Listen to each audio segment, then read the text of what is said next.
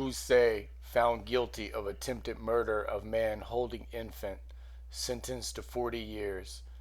State attorney announces that Felix Poussey was found guilty by grand jury of attempted first-degree murder, attempted second-degree murder, possession of a firearm by a juvenile delinquent found to have committed a felony act, and discharging a firearm from a vehicle. On July 30th, 2020, members of the Jacksonville Sheriff's Office were sent to Northwest Jacksonville apartment complex in response to gunshots captured on ShotSpotter technology. When they arrived, they found multiple shell casings in a black SUV with bullet holes and ricochet damage. The investigation led the police acquiring surveillance footage that captured the incident. The footage shows a white car enter the complex and stop to talk to the victim, who was standing outside and holding an infant. During the conversation, the occupants in the white car began shooting at the victims with a rifle. One person leaning out of the window as the car sped away continued to shoot 18 rifle rounds at the victim holding the infant. Several children can be seen running away from the shots. The car was registered as stolen from Jasper, Florida, found in front of Poussey's residence. Poussey was detained and a search warrant uncovered the firearms used in the crime hidden in the home. Post-arrest, Poussey admitted to being in the vehicle and firing the rifle. Following testimony was given by Detective Jones during FEFE's trial. Okay, Detective Jones.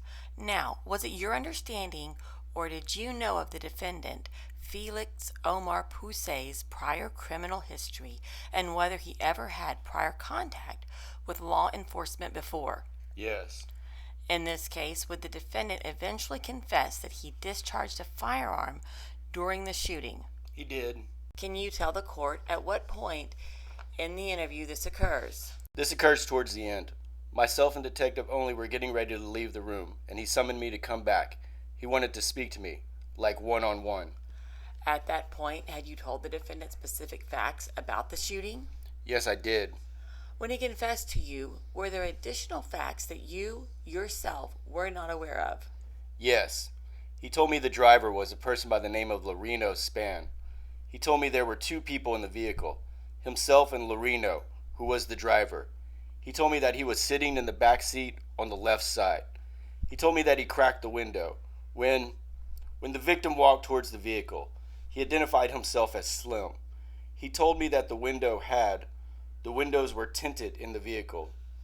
He told me that his child's mother actually lived in the apartment complex next door to the victim.